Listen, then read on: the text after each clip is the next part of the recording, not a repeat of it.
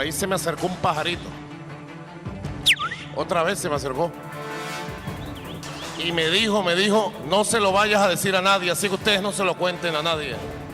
El pajarito me dijo que el comandante estaba feliz, lleno de amor de su pueblo. Orgullo nacional. Venezuela, campeón sudamericano 2014.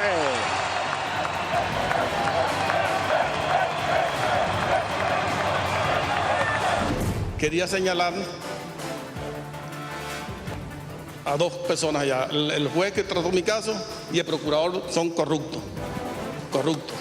Los trabajadores marcharon desde el portón 3 de Sidora hasta llegar a la Plaza del Hierro junto a sus familias, trabajadores sindicales de las empresas básicas y sociedad civil, donde ratificaron el reclamo en cuanto a la renovación de sus beneficios contractuales. Que nosotros no somos ningunos guarimberos, no somos mafiosos ni terroristas, nosotros somos trabajadores que damos la vida día a día en esa siderúrgica. Auguramos de verdad un periodo vacacional de mucha movilización y de mucha actividad económica para nuestra industria turística nacional. El turismo emisivo, nosotros estimamos una caída de más o menos un 7%. Nosotros tenemos una situación sumamente delicada. Al momento hay entre 4 y 5 fábricas que están cerrando de industrias de autopartes porque básicamente no han tenido insumos y no hay volúmenes de producción. En este momento la deuda de la industria de autopartes es 194 millones de dólares con un promedio de atraso de 277 días. Sacando la cuenta, en apenas 8 días en Venezuela han estado 11 jefes de Estado y de gobierno, participando de actividades políticas, de visitas de trabajo, de cumbres regionales como esta cumbre del Mercado Común del Sur. La fuente o en la desembocadura, playas unitarias están húmedas de esas aguas contaminadas.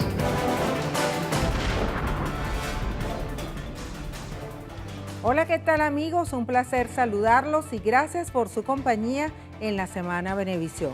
Para analizar las noticias más importantes de los últimos días, contamos con los colegas periodistas Luzmeli Reyes, directora del diario 2001, y Marco Hernández de la ONG Periodistas por la Verdad.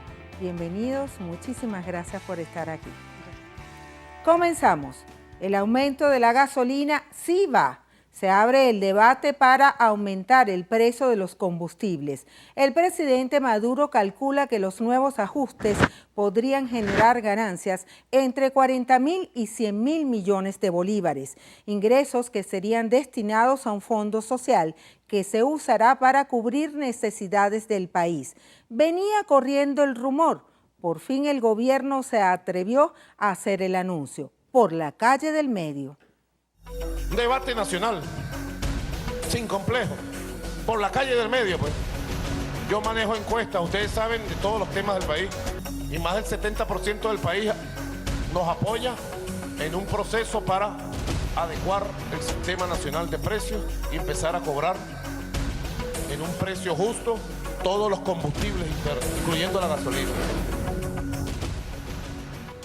Concluyó el tercer congreso del PSUV con la aprobación de 32 disposiciones. Los delegados se interpelaron y fueron críticos con los ministros, especialmente con los de la economía. El gobierno aseguró que hay muchos y suficientes dólares. Venezuela tiene los dólares, las divisas, para funcionar el país completo, este año, el próximo, el otro. Y estamos haciendo extraordinarias operaciones de carácter financiero que en los próximos días seguiré anunciando, y vamos a fortalecer las reservas internacionales y la capacidad de inversión a niveles que la derecha va a quedar, bueno, en crisis de histeria. Nosotros somos un país que tiene todas las divisas necesarias para afrontar sus compromisos internacionales, para asumir sus planes de desarrollo y para sostener, bueno, los elementos fundamentales que están plasmados en el Plan de la Patria. Por eso cuando el presidente Nicolás Maduro dice que los recursos en divisas están garantizados, es porque nosotros hemos diseñado, construido un sistema financiero independiente. Los ingresos que entren al país o al gobierno por concepto del incremento de los combustibles irá a un fondo social que sería destinado principalmente para vivienda, seguridad y vialidad. La pregunta es, se la hago a los dos, muchísimas gracias por estar aquí nuevamente. ¿Cuánto será este incremento, Luzmeli? ¿Será progresivo? ¿Será de una sola vez? Bienvenida y muchísimas gracias por estar aquí en momentos en que el Diario 2001, felicitaciones, cumple 41 años de su fundación. Gracias, Margarita. La pregunta que nos hacemos todos es justamente, ya que se sinceró la situación en el sentido de decir, bueno, vamos a dar el debate para el aumento de los precios de los combustibles, es justamente esa, ¿no? ¿Cuánto sería? Porque en este momento todos coincidimos que el precio del litro de gasolina es irrisorio. O sea, yo creo que con 5 bolívares lo único que tú puedes tener ahorita, comprar ahorita es llenar el tanque de gasolina, un tanque de 30 litros aproximadamente, ¿no? Entonces, creo que eso es muy positivo. La cuestión es dar el debate en este momento, cuándo terminará ese debate y cuándo se va a aplicar este ajuste, de qué manera se va a aplicar. Todo debería indicar que sea un poquito progresivo, aunque los expertos recomiendan que las malas noticias se den de un solo golpe para que uno sepa a qué atenerse y luego, bueno, ir haciendo toda su planificación. Entonces, eso va a tener, digamos, me imagino que el gobierno ya lo ha pensado, trabajarlo en términos no ya de venderlo, porque sí existe como un consenso en que es necesario este incremento. Yo creo que lo que debe venir es cómo va a ser el incremento y cómo vas a minimizar, o las medidas que vas a tomar para minimizar el impacto que va a tener, sobre todo en los sectores más populares, porque evidentemente va a haber un impacto en el costo de los distintos productos, ¿no? Entonces, supongo que el gobierno debe estar trabajando en esa área. Marco, Enrique Capriles ha manifestado como reacción a este anuncio del presidente Maduro de que antes de que se ajuste el precio de la gasolina, el gobierno debe proceder a rendir cuentas de las divisas que se han entregado al país, en el país. Bueno, Capriles siempre anda todo perdido, igual que la gente de la MUT. Yo creo que el presidente le ha rendido cuenta al país sobre el uso de las divisas. Yo creo que aquí lo importante es lo que ha dicho Luzmeli. Se abre un debate, hay un consenso general en todo el país de que es necesario aumentar el precio de la gasolina. Ahora, lo importante es si se va a hacer progresivo. Los anteriores devaluaciones, la devaluación de Carlos Andrés Pérez, que fue un 300%, que no llegó a concretarse, era progresiva. O sea, cada mes iba aumentando el precio de la gasolina para ir, según ellos, amortiguando los efectos sobre la economía. La devaluación que sí se llevó a cabo de Rafael Caldera, el gobierno de Rafael Caldera, fue de un 500% y también se hizo gradual. El gobierno, por supuesto que está estudiando porque se abre el debate, hay que tomar en cuenta los efectos que va a tener tanto en los efectos colaterales que tienen que ver con otros rubros, como también los efectos de una economía, de unos ciudadanos que se mueven generalmente en sus vehículos, su forma también muy importante de vida. Hay mucha gente que vive en Vargas y trabaja en Caracas y viceversa. Hay que ver el efecto que esto va a traer y por eso creo que el presidente ha dicho que se abre el debate y ahí debemos participar todos los venezolanos. Tú estuviste en el tercer congreso del PSUV. Si nos puedes decir o compartir con nuestra audiencia algunos detalles de lo que allí internamente ocurrió. Bueno, fíjate que yo quedé muy gratamente sorprendido. Ya uno ve cómo la gente está elevando su nivel de conciencia, su nivel de participación y ver los delegados con esa claridad con que se refirieron a los temas que para muchos son tabú, el tema económico, el tema político, el tema de participación, ahí hablándole de persona a persona con los ministros, con los vicepresidentes de área económica, y esa claridad yo creo que ha llevado a acelerar unos procesos que se habían postergado, como el aumento de gasolina. Hay unas posiciones muy claras sobre el aumento de gasolina, unas posiciones muy claras sobre la participación ciudadana para resolver los problemas. Y eso es muy importante porque la gente puede pensar que los temas temas, los temas de la economía, de la agricultura, puede resolver un ministro y su equipo no. Hay una claridad, eso hay que resolverlo entre todos los venezolanos, con la participación activa de los delegados del partido, y creo que a partir de del Congreso, porque quedó establecido que como este Congreso va a durar 4 años, ya para finales de agosto se van a trasladar a las regiones. Es decir, en las regiones se va a discutir los problemas de las regiones, en el Zulia se va a hacer las primeras reuniones centro-occidental, el área de los llanos, el área oriental, y ahí van a estar ellos resolviendo con los ministros sus problemas puntuales de cada área. O sea que esto que se vivió así en Caracas se va a vivir a partir de agosto en reuniones específicas en zonas, en la zona occidental, la llanera, oriente. Es decir, van a estar resolviendo los problemas con los delegados y con el partido. Luzmeri, muy corto porque tenemos que irnos a la pausa. ¿Salió fortalecida la revolución en este tercer congreso? Creo que salió fortalecido el PSUV. La revolución todavía está en un proceso de revisión, el proceso, digamos, con los otros actores y los otros aliados del gobierno. Y creo que ciertamente, a pesar de todas las críticas que pueda haber y el hecho de que hay una situación de discusión interna, porque eso tampoco lo podemos negar, el hecho de que se hayan podido reunir, discutir, escuchar a los ministros y todo este tipo de cosas, y que en la acera del frente, sobre todo por contraste, tengas a una organización de la oposición disminuida en este momento, bueno, termina ganando o subiendo un poco más el PSUV, por supuesto. Vamos a una pausa muy corta, @lasemanabebé. Al regreso, juntos pero no revueltos.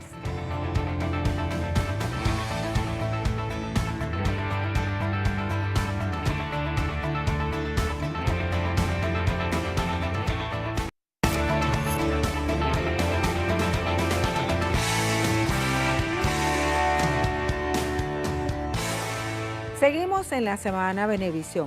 Turbulencia en la mesa de la Unidad Democrática. El pasado lunes tuvieron una encerrona para limar asperezas y habían acordado lavar los trapitos en casa. El miércoles, ¡oh, sorpresa! Ramón Guillermo Aveledo, secretario ejecutivo, tiró la toalla, para decirlo en criollo, y anunció su renuncia por una campaña de descrédito en su contra. Deja de ser el primero para ser el último en la fila, fueron sus palabras. Vacantes, la mesa coja. Por compromiso con la unidad, para cuidarla mejor como activo nacional, en las actuales circunstancias, creo que lo procedente es hacerme a un lado, sin romper desde luego los lazos que a este proyecto me unen, porque son irrompibles. No quiero que mi nombre y la polémica que pueda suscitar sigan siendo excusa para que se dispare por mampuesto cobardemente a la unidad. No me voy de la unidad, solamente cambio mi puesto de lucha. Reacciones, varias. Algunos se contentaron por la decisión de Aveledo, pero otros no. Hicimos un comentario, bueno, no pudieron tumbar a Nicolás, entonces ahora van por Aveledo y bueno, ahí está. Digo, yo no descarto un reagrupamiento dentro de lo que es la fuerza de la unidad. Es decir, para ponerlo más clarito, hay unos que hagan una política y hay otros que vamos a hacer otra política, que tenemos que tratar de llegar a un acuerdo electoral. Yo lo que sí creo que hay que dejar la hipocresía. No quiero ser papel de mosquita muerta, ni mucho menos de tirar la piedra. Yo admito que hay diferencias, pero que es una buena señal que estemos reuniéndonos, que estemos conversando, porque hablando que nos podemos entender. Solos no podemos, solo no puede nadie. La unidad trasciende el personalismo. La unidad trasciende el ego de cualquier persona. La unidad trasciende la vanidad o la ambición. La unidad requiere un esfuerzo colectivo, un esfuerzo de todos por las ideas, por los valores democráticos, de la convivencia en paz. El compromiso con la reestructuración profunda de la unidad ya se había comprometido, ya se había anunciado y esto es parte, desde luego, de los desafíos que ahora tenemos por delante, pero es una reestructuración que en primer lugar busca abrirse a la sociedad. Sin duda alguna, Ramón Guillermo Aveledo es un larense de un nivel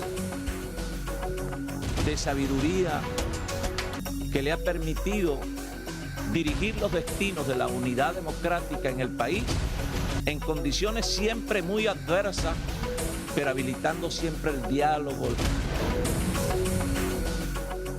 El proceso de cambios en la MUD apenas inicia. Ramón José Medina, secretario general adjunto, también renunció a su cargo. Los partidos políticos han anunciado que a partir del próximo lunes se van a reunir para ver cuál será o quién será el sustituto de Ramón Guillermo Aveledo. Marco, te pregunto, ¿qué crees tú que va a pasar en la MUD? En los sonidos vimos que se hablaba de reestructuración, lo dijo María Corina Machado, pero también vimos sonidos de egos, hipocresía, tira la piedra y esconde la mano, mosquita muerta. ¿Cómo ves tú la situación que atraviesa en estos momentos el bloque opositor? Bueno, de verdad que a mí me da lástima, de verdad me da lástima que un sector del país, que casi es el 50% según las últimas encuestas, bueno, y también según la última votación, porque no lo estamos diciendo a la ligera, tenga esta calidad de dirigente. Porque no se trata de una mesa de la unidad, no se trata de unos dirigentes que están alejados de lo que sienten los sectores de la oposición que adversan al gobierno, algunos con sinceridad, otros con verdad. La situación del país también da para que mucha gente se sienta que está en la acera de frente del gobierno. Pero estos señores ni siquiera lo representan a ellos, porque están alejados de los intereses del pueblo, de los intereses de la gente que está en la calle. Para ellos creen que la unidad son ellos. Son 4 o 5 dirigentes que ninguno gana una elección de condominio. Guillermo Aveledo podrá ser, bueno, ni siquiera dirigiendo la Liga Profesional de Béisbol pudo, pues finalmente tuvo que renunciar y llevó hasta un paro al béisbol profesional venezolano. Y yo lo que creo es que nosotros en el PSUV, dentro de la izquierda, somos críticos con los dirigentes. Y vean los debates que se dan en Aporrea, vean los debates que se dan en la calle, porque hay que ser críticos con una dirigencia. A mí de verdad que ellos están, pero alejados totalmente de la realidad de lo que está sucediendo en el país. Ellos creen que la unidad o lo que representan el sector de la oposición son esos que se reúnen en una fulana mesa que ninguno de ellos, estoy seguro, que tiene una capacidad de movilización. Aquí hay una oposición, pero hay una oposición a las políticas del gobierno, a algunas situaciones puntuales del país que estoy seguro que con la visión que se tuvo en el Congreso, en el tercer Congreso del PSUV, vamos a ir resolviendo para ir sumando a estos sectores de la oposición a la causa del gobierno, porque nosotros sí tenemos claridad hacia dónde vamos y sabemos el sentir de los venezolanos. Estoy seguro que esos venezolanos que hoy adversan la política que hemos estado implementando, algunas han fallado, otras van por el camino correcto, pero esos venezolanos también necesitan ser representados y no es precisamente esa fulana mesa de la unidad. Luzmeli, a tu juicio, ¿cuál será el destino de la MUD? ¿Cuáles son las verdaderas razones por las cuales Ramón Guillermo Aveledo renunció? Henry Ramos Ayub decía por Twitter que él sí sabía, que él sí conocía las personas que hablaban mal, que infamaban a Ramón Guillermo Aveledo. Mira, primero quiero, ahí difiero un poco de Marco en el sentido de que yo creo que Ramón Guillermo hizo un buen papel, el que le tocó lo hizo bien en la MUD.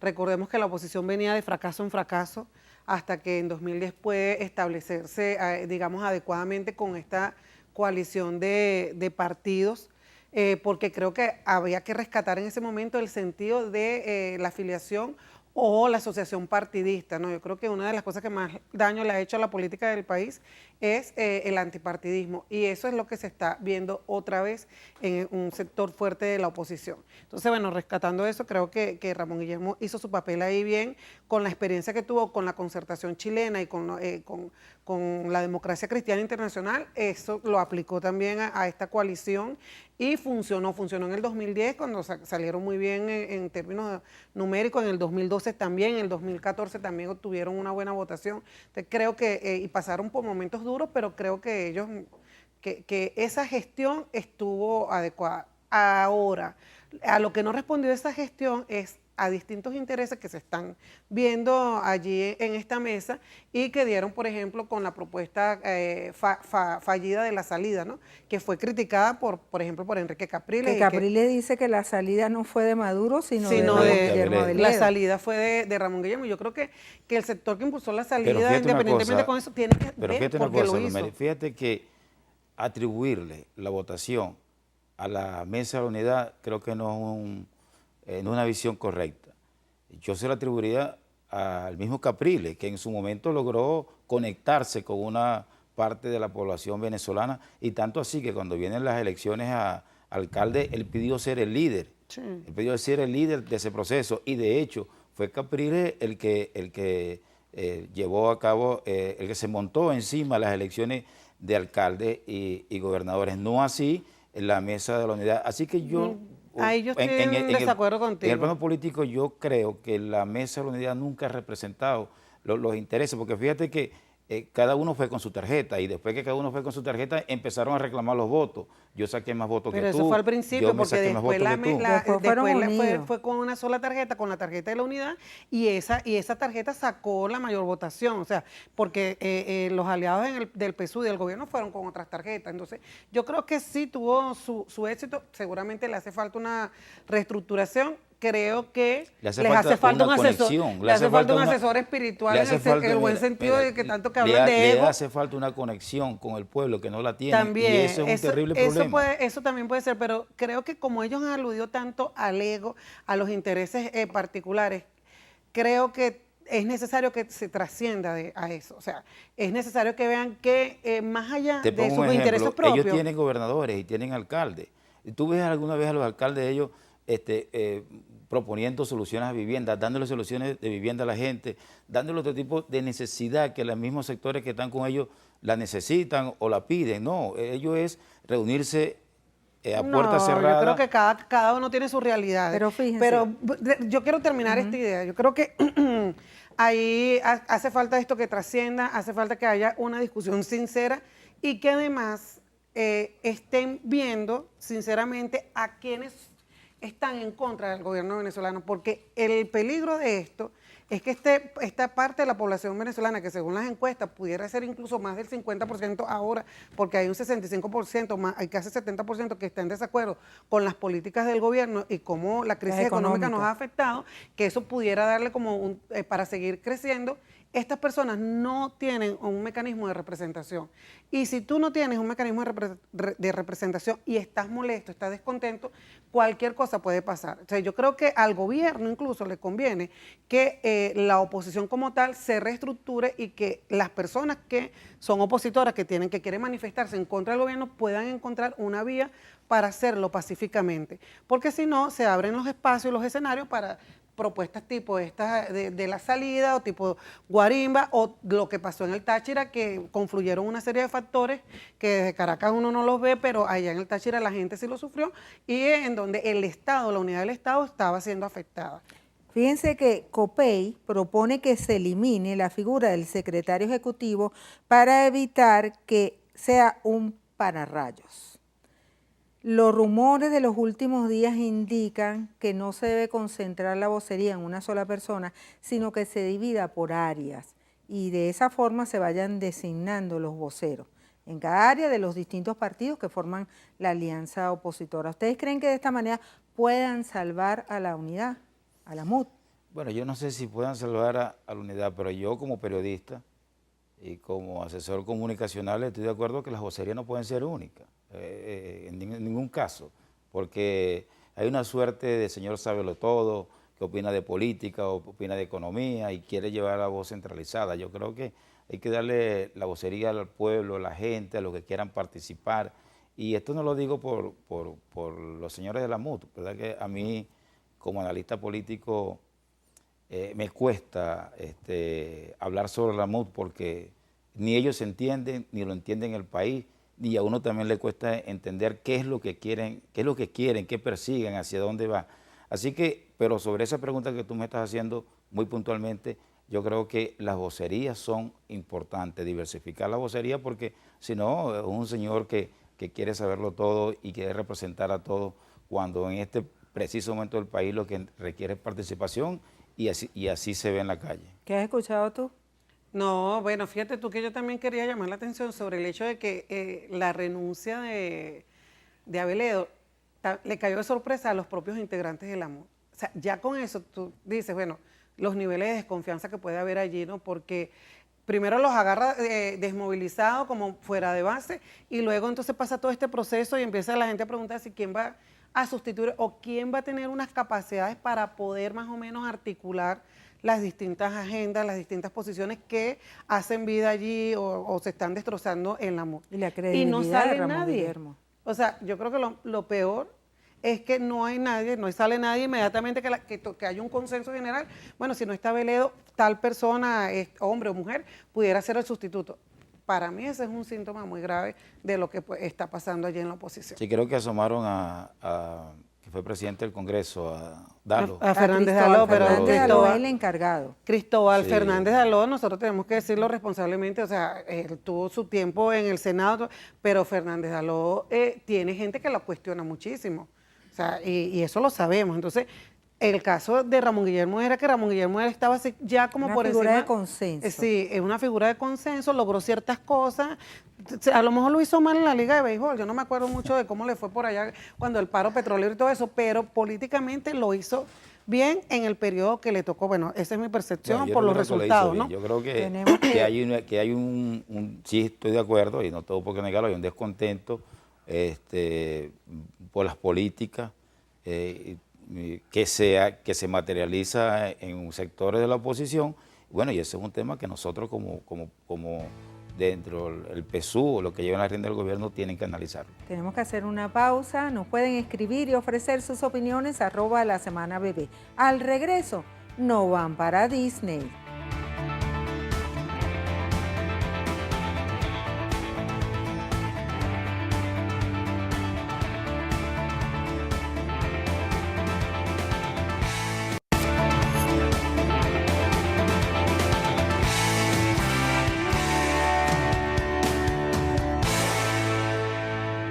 Continuamos con la semana Venevisión. Sanciones. Estados Unidos anuló visas a 24 funcionarios venezolanos.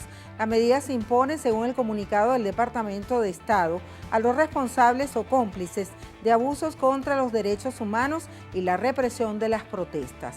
El canciller Elías Jagua calificó la decisión de inmadura y llamó al país del norte a serenarse. Entre los funcionarios venezolanos afectados por estas restricciones se incluye a personas en los distintos niveles de gobierno, desde ministros y asesores presidenciales a funcionarios judiciales, así como funcionarios encargados de hacer cumplir la ley y militares. Las medidas que adoptamos hoy no van en contra del pueblo de Venezuela. Ellas respaldan los derechos humanos y están dirigidas a personas específicas responsables de opresión. Voceros del Departamento de Estado.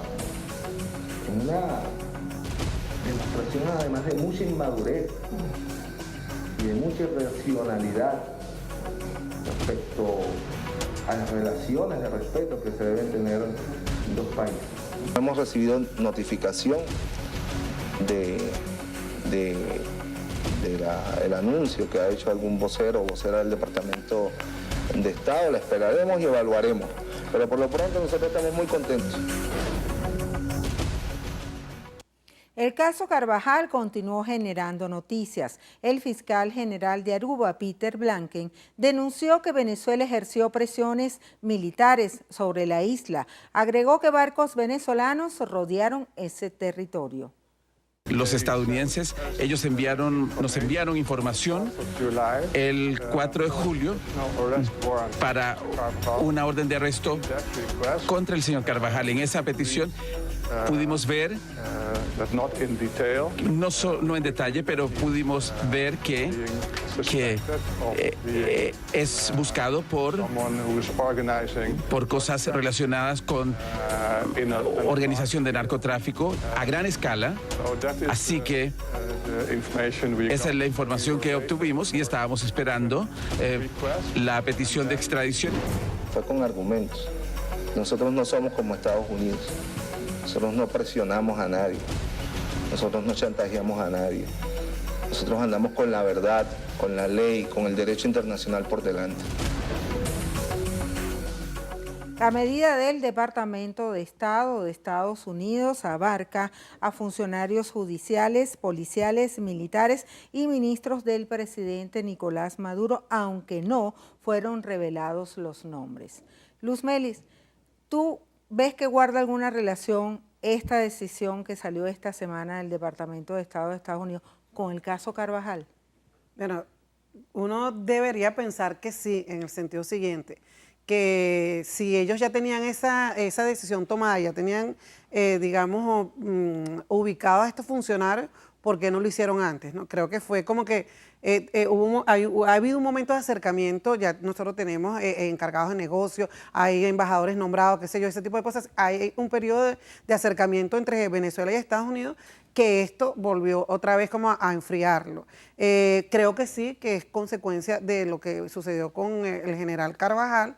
Y creo también que eso no se va a quedar allí, porque ya senadores de Estados Unidos que se habían opuesto a las sanciones contra funcionarios venezolanos dijeron que, bueno, debido a que liberaron a Carvajal y que lo vinculan con el narcotráfico, o sea, lo hacen las autoridades estadounidenses, eso requiere una respuesta muy fuerte de Estados Unidos. Entonces, que estas personas ya hayan asumido esta posición, bueno, implica que debe venir otro proceso otra vez de negociación, de relaciones, porque Venezuela ha enviado a gente a hacer mucho lobby en los Estados Unidos para evitar que aquellas sanciones que se anunciaron en las dos leyes, en las dos propuestas de leyes, tanto en la Cámara de Representantes como en el Senado, pudiesen seguir adelante. Entonces, sí creo que eso va a seguir trayendo consecuencias. ¿Tú crees que es un retroceso?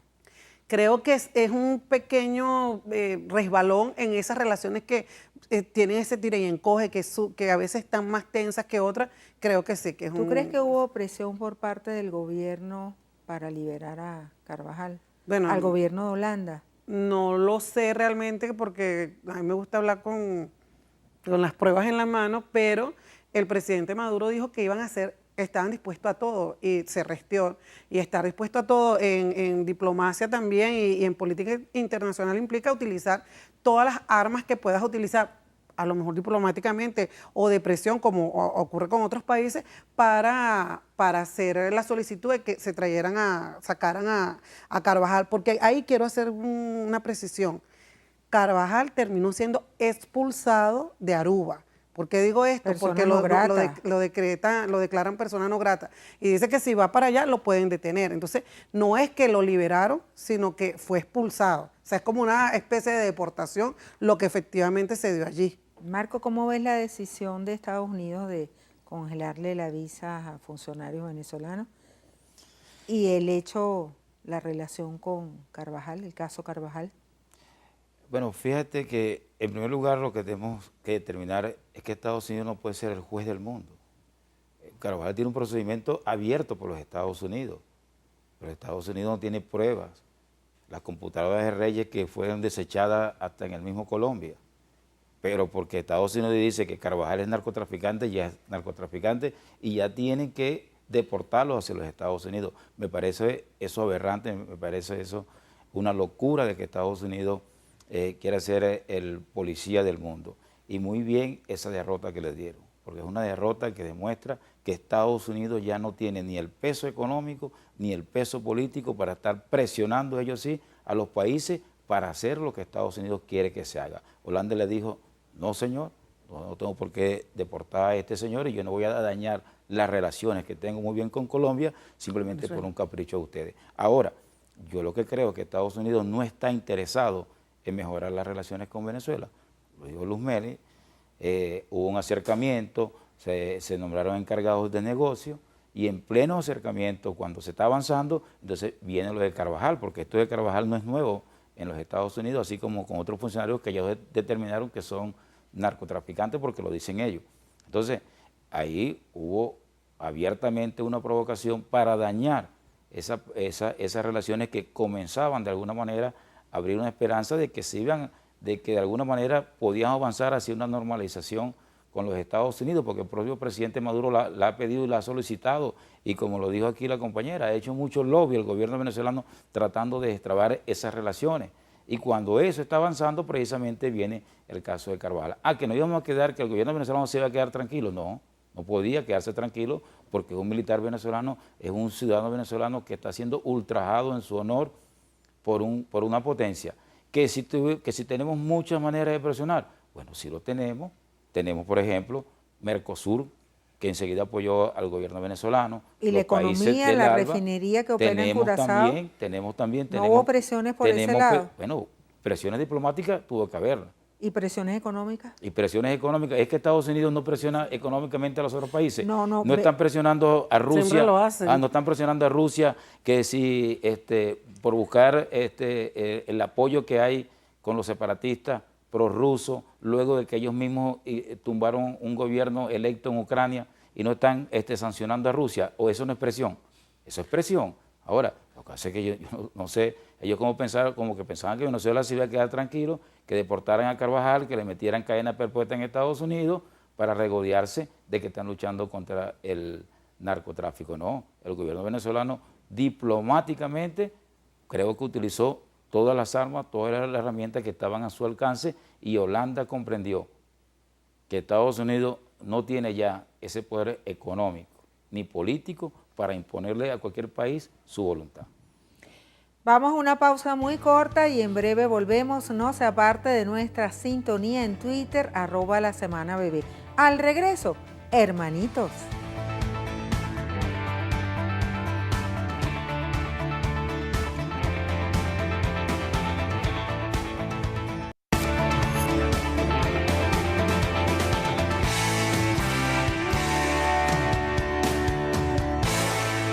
Colombia y Venezuela. Los presidentes Juan Manuel Santos y Nicolás Maduro se reunieron este viernes en Cartagena de Indias.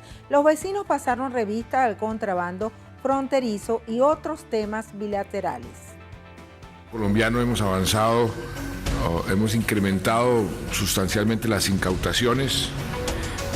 Entre enero y julio de este año, el valor de esas incautaciones asciende a cerca de 138.000 millones de pesos. Tratar un tema que perturba la vida económica de los dos países, que es el tema del contrabando y el impacto que ha tomado en varios rubros, que realmente es preocupante. Y sabemos, ya está perfilado el conjunto de decisiones que tomar en el campo legal, en el campo financiero, en el campo de la seguridad.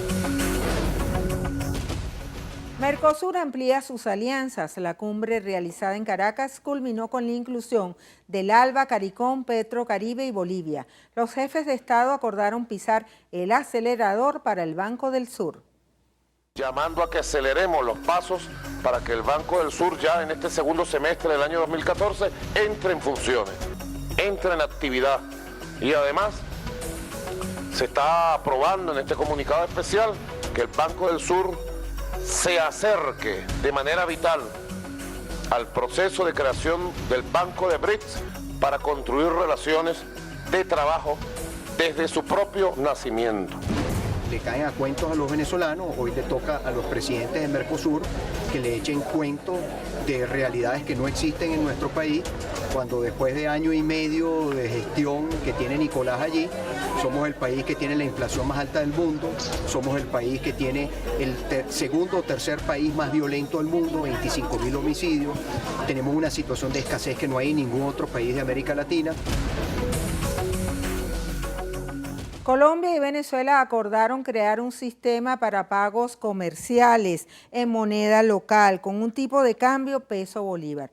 Marco, la importancia de este encuentro, ¿y tú crees que la cumbre de Mercosur tuvo la importancia que se esperaba a nivel regional?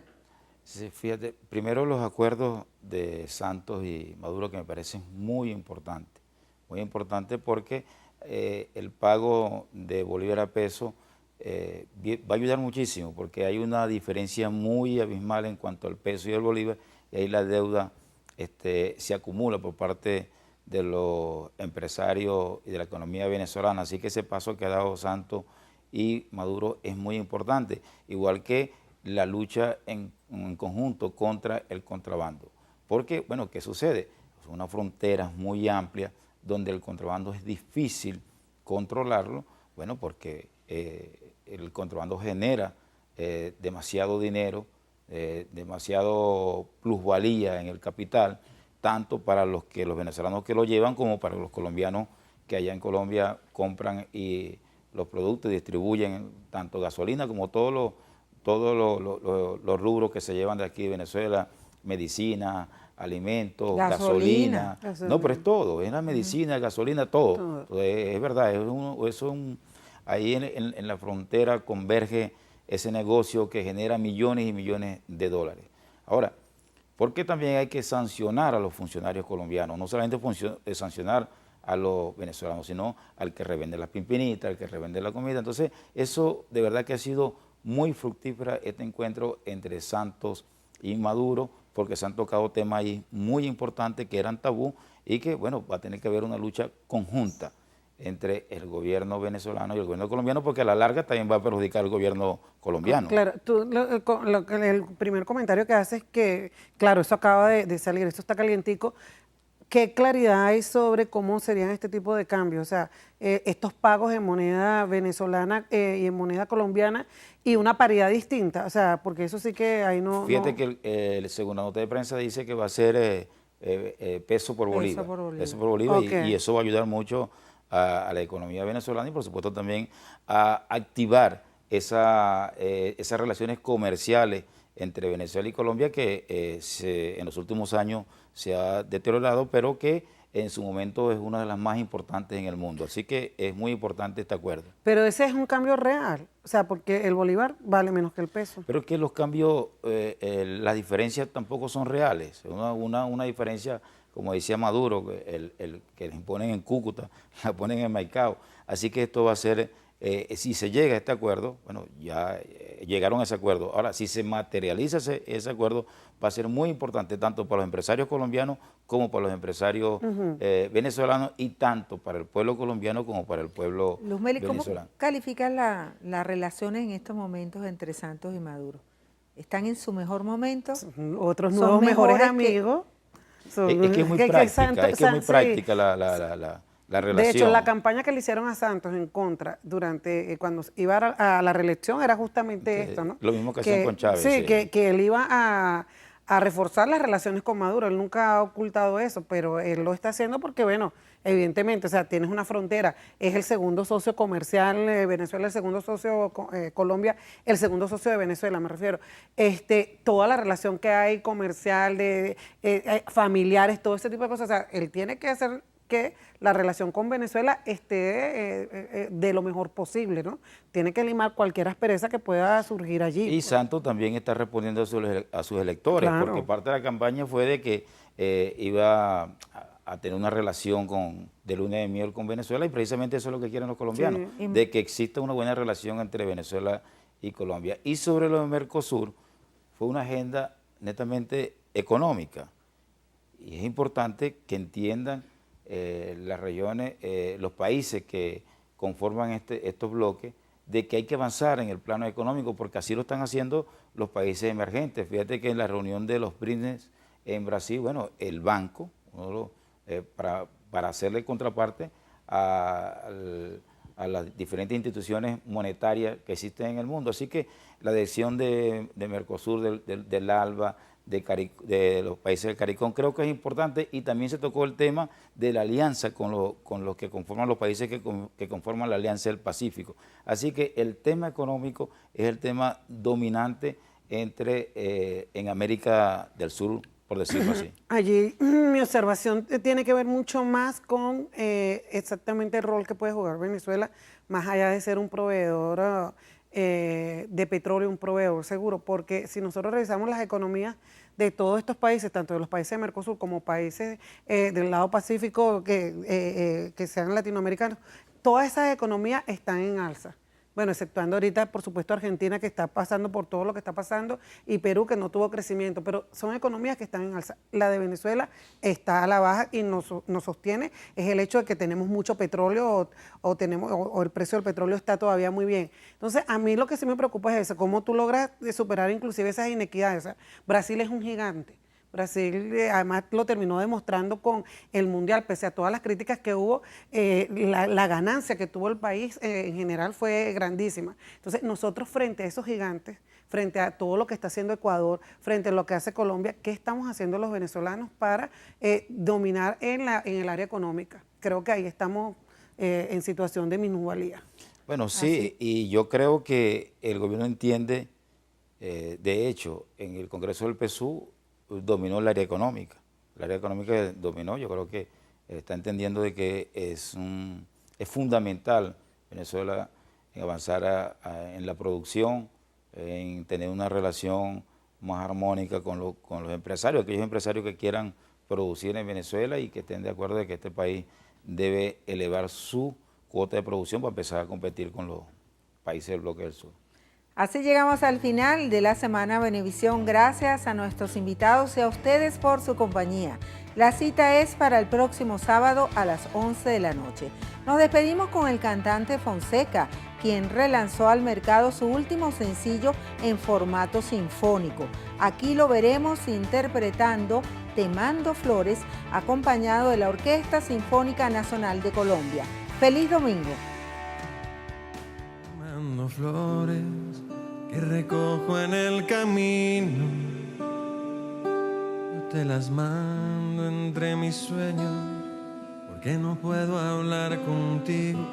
Te mando besos y en mis canciones, y por las noches cuando duermo se juntan nuestros corazones. Te vuelves aire si de noche hay luna llena, siento frío en la mañana, tu recuerdo me calienta y tu sonrisa cuando despierto. Mi niña linda, yo te juro que cada día te veo más cerca, y entre mis sueños